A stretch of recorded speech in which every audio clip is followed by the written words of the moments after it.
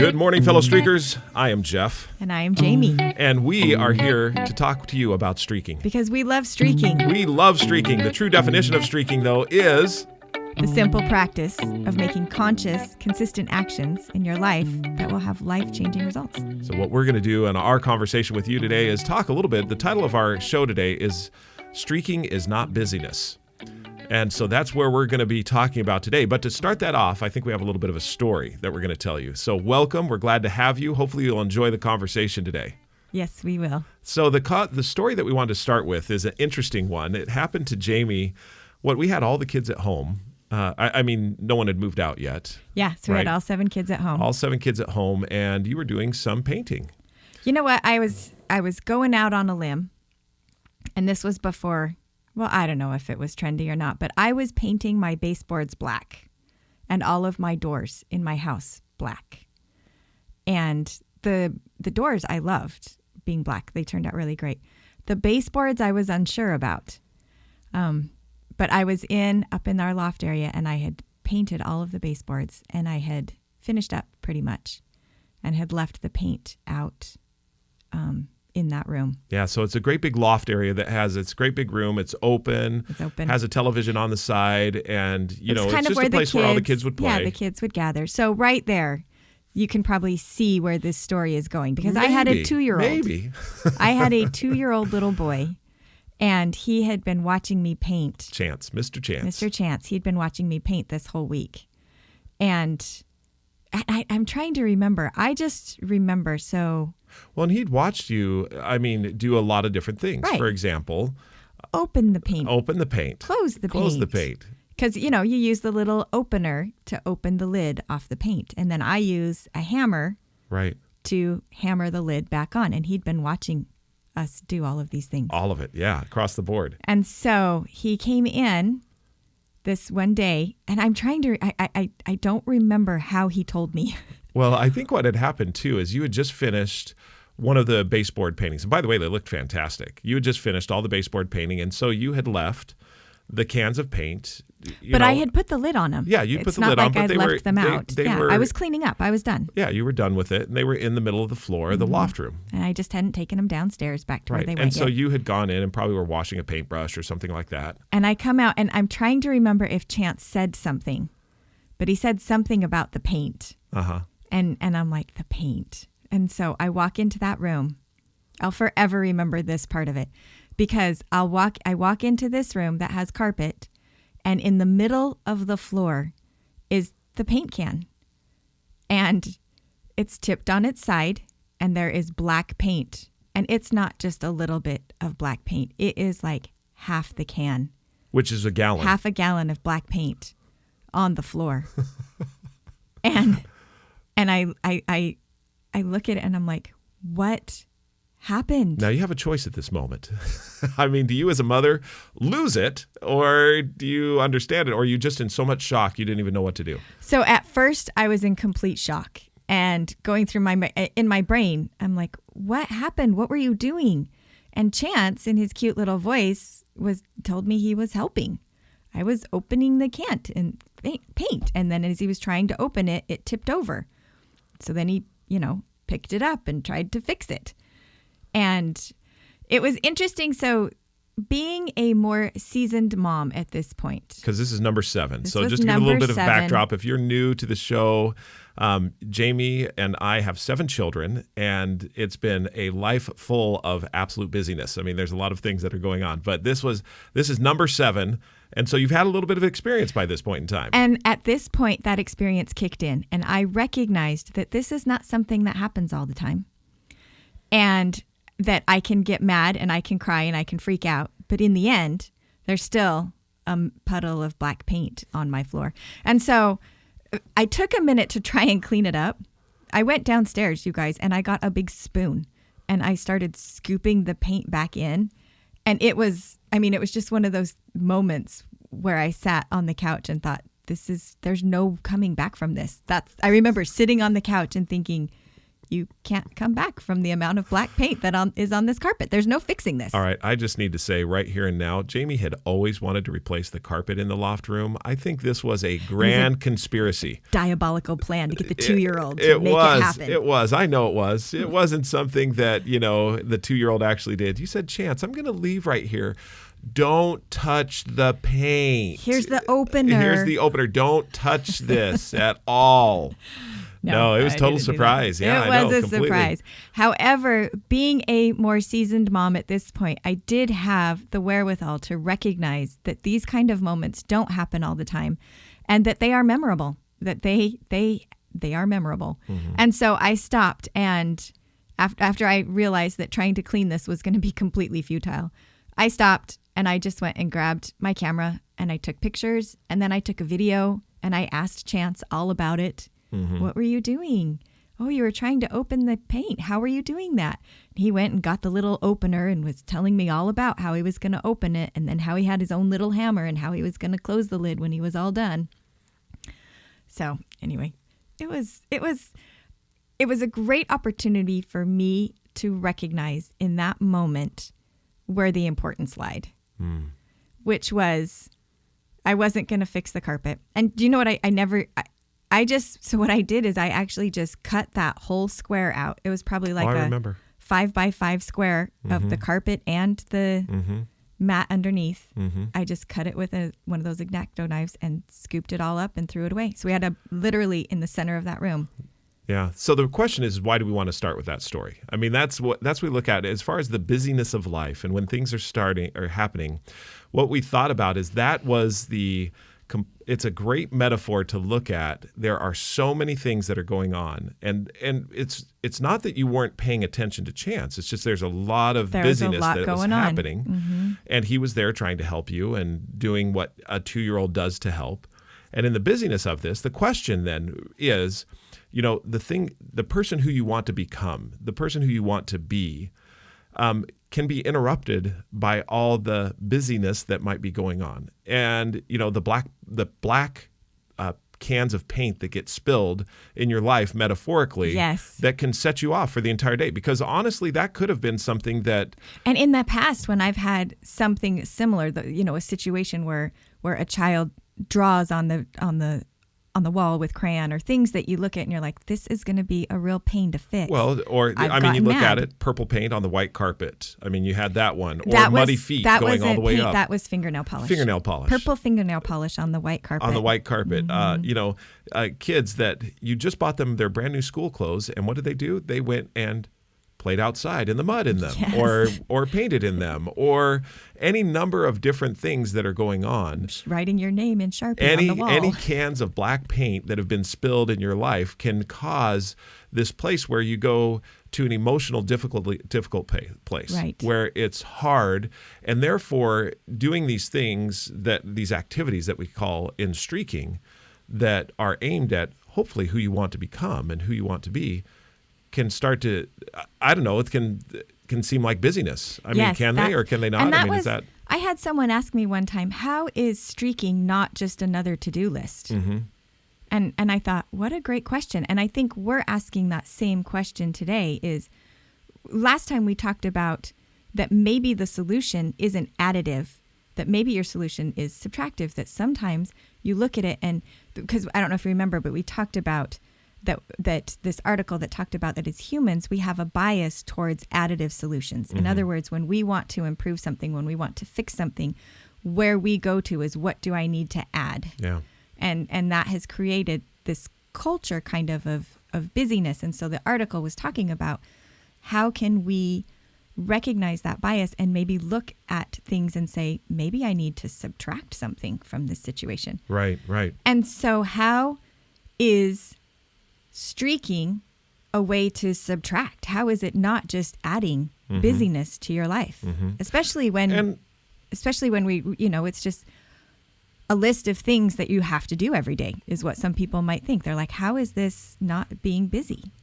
And there's a couple of thoughts that I have about that. But before we do that, I wanted to, because the question we asked at the end of the podcast last time was how you as a mother, in your profession as a mother of many, have been able to navigate this river of life that is filled with really flexibility. I mean, you've said many times as we've had different conversations that you've had to learn how to be flexible because you don't know what's going to happen through the day. Right. I mean, life turns on a dime. You know, speaking of chance, you're home, you're going about your business. No, you weren't home. You weren't home. You were driving. You were out and about. You were running errands, probably for another child, and you get a phone call from one of your friends that says, hey, the school called, Chance broke his arm.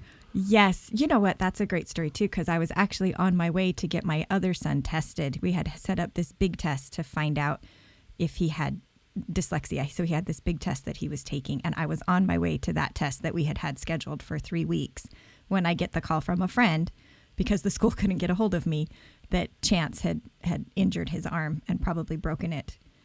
And you're right. So immediately and I think everybody you had to immediately turn on a dime, figure out what you were going to do with Bowen. Mm-hmm. Bowen had to say, you basically just said you had to call, cancel the test, go back, get Chance, take Chance to the hospital. And, and little Chance has this little bend in his arm where it shouldn't be bent. Right. And so the emotion of that is, okay, so did you do your streaks that day? Exactly. Do you do your streaks that day? Is that something you're thinking about? And you did. I did. I mean, that's the thing about it. But why? What is it about that? I mean, how is it not just more busyness? Why is it important that you continue to do those streaks? I mean, what is it about the streaks that you decided, yeah, that's important for me to do? As I think about that, the thing that I come back to is that when you are streaking, you are deciding who you want to be. You've taken some time to think about the kind of person you want to be, and you've developed streaks around that.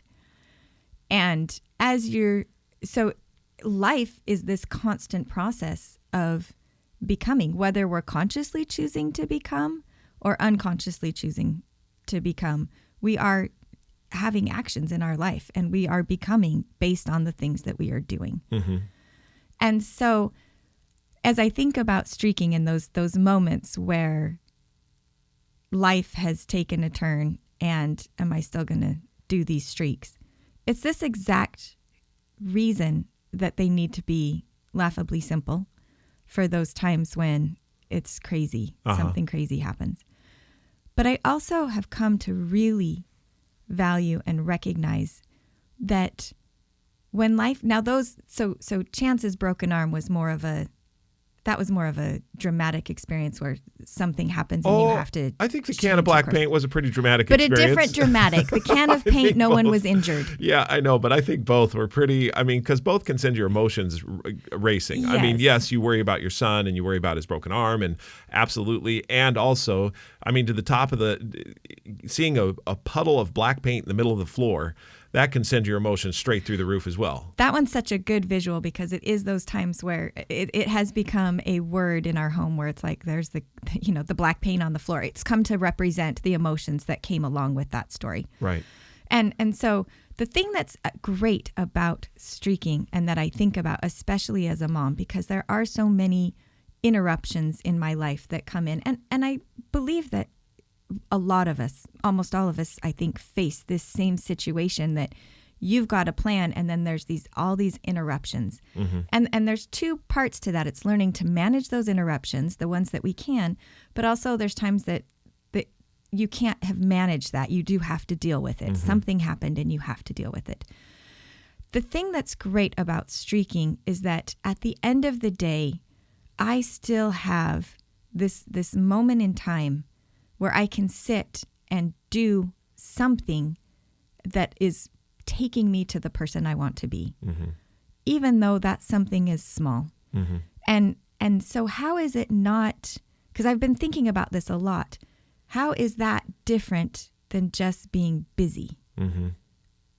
Do you know what I mean? Yeah, I do. It's and why is it different? So I had a couple of thoughts on that, and it relates back to one of the things that you were talking about as far as how is it not just another task list? And it's not another task list because it's not something that I'm checking off to get done. There's a lot of things that I need to get done in a day. Yeah. And I'm just checking those things off, and that's great. And I, we'll have more tasks tomorrow and the next day. And once they're done, they're done. So that's the task list. This is more the to-be list. And I think one thing, as you were talking, is that task list, sometimes it's stuff that we've said we have to do, but also a lot of times it's stuff that other people have said we need to do. Right. I mean, I think of the number of permission slips that you've had to sign, and the number of times you've had to go to the school, and how many times you've gone to the website, checking homework, looking through, the website, checking homework, and also filling with lunch money or whatever else needs to happen. Those are all tasks. I don't think that those are contributing to you becoming who you want to be. It's more you being, the mother, having that profession, and looking at it and saying, these are the things that I need to do my job. Right. And that's, and we all have that. We all have things that we need to do our jobs. Right. Whether it be personal, professional, physical, or spiritual, there's things that you do to do the job. Right. That are the tasks. Then there's the purposeful things that we're talking about here that are the streaks that I want to purposefully do because it's aiming me at who I want to be. And I was thinking that as you were talking about, the can of black paint and, the spilled black paint in our lives, when we come across the spilled black paint in our lives, it's easy to let go of a routine. Mm-hmm. It's easy to let go of even a habit. Mm-hmm. It's easy to let go of a goal. It really is, because those things are in the environment. They're susceptible to environmental changes. Now, that environmental change could be something emotionally, could be something outside, but they're subject to environmental change. Whereas a streak is not subject to environmental change in the sense that it's laughably simple, and you're keeping a record that you're doing it, and you're celebrating with a community. You are consciously saying, you know what, today has been a spilled black paint day, and therefore I'm going to simply write my sentence and be done. And I think, as I was thinking about it, the black paint story, the reason that story is so memorable to me, aside from the fact that it was a big puddle of black paint and that you can't recover from it, was the ability in that moment to consciously choose how to decide to handle it. I felt more mature as a parent because I recognized. It just took us 7, folks. 7. Some people only need 1, some 2. Took me. We needed 7. We needed 7 to be able to. Sorry to the other 6 that are listening to this right now. We apologize and we thank you for your patience. It took me a while, but once I recognized that, to be able to consciously decide how I wanted to respond to that situation. That's what streaking teaches us, is that we are consciously choosing every day to have these things be a part of our life, these streaks that we've decided. And because it's a conscious choice, that empowers us in other areas of our lives to recognize how much ability we have to have a conscious choice. I also believe it gives us practice. Every day that you're doing your streaks, you're practicing being deliberate and conscious in your choices. You're practicing and becoming better at choosing purposely what you want to have be a part of your life, even if it's at the smallest, simplest level. Mm-hmm. You're still consciously choosing to have that be a part of your life. I think that's why it's so hard to believe, honestly, is because what you just said, as far as it's, even though it's at its smallest, simplest level. I was doing a keynote yesterday with an organization, and one of the comments that came in is it said, it's so simple. I want to start streaking today. It's this place where you get to where it's so simple, and on the same note, you almost don't believe that because it's so simple that it's going to make any type of an impact. I feel like it's a double-edged sword. On the one side, you're like, it is simple, but that simplicity also comes back later to cause you questions, where you're like, it's so simple. How can this possibly be making a difference? Yeah. But it is in that simplicity. I believe that simplicity is truly the magic sauce. Which is because it drives the consistency. Yep. Which is really where all of this lies, is to become who I want to be. I have to consistently be doing those things that will allow me to get there. So that is the key difference in the busyness aspect of it, is that with all that we have available for us to be doing, being busy is not a bad thing. It means that you're engaging in your life. It means that you're being a part of it. It means you're saying yes to things. I think those are all good things. The challenge comes in that we can become overly busy, that we can start to think that by being busy, we are getting where we want to go, when in actuality, we may just be busy. We may just be doing a lot of things. Right. But that's not necessarily consciously choosing what we want to be doing. And so the streak is that moment in time every day where you are consciously choosing to do that thing that you've decided is important, that's going to help you become who you want to be. Right. And when life is good, you can do a lot of it and enjoy it and feel great about it. And when life is black paint or a broken arm, you can do a little bit of it and still feel some small sense of control over your life because you're still choosing this important thing to be a part of it. So yesterday, Talon posted on the website, streakingmastery.com. Talon, who's our chief marketing officer, fantastic individual, wonderful streaker. He talked about the 2 magic words. And the 2 magic words in any streak are at least. Do at least 1 push-up. Do at least, or write at least 1 sentence.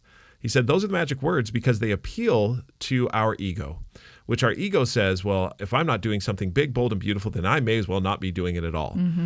What we do then is we say, no, we can do at least, this is the starting point. This is the at least I'm going to do it this much.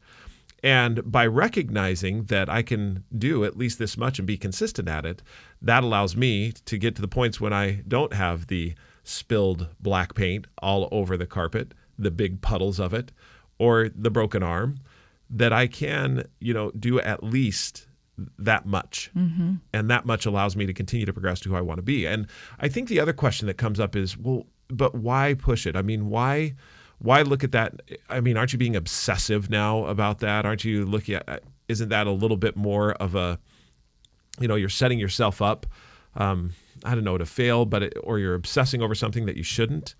And what I look at there is the obsession is not, it's not a fruitless obsession. It's not an obsession where I'm doing something that's not valuable.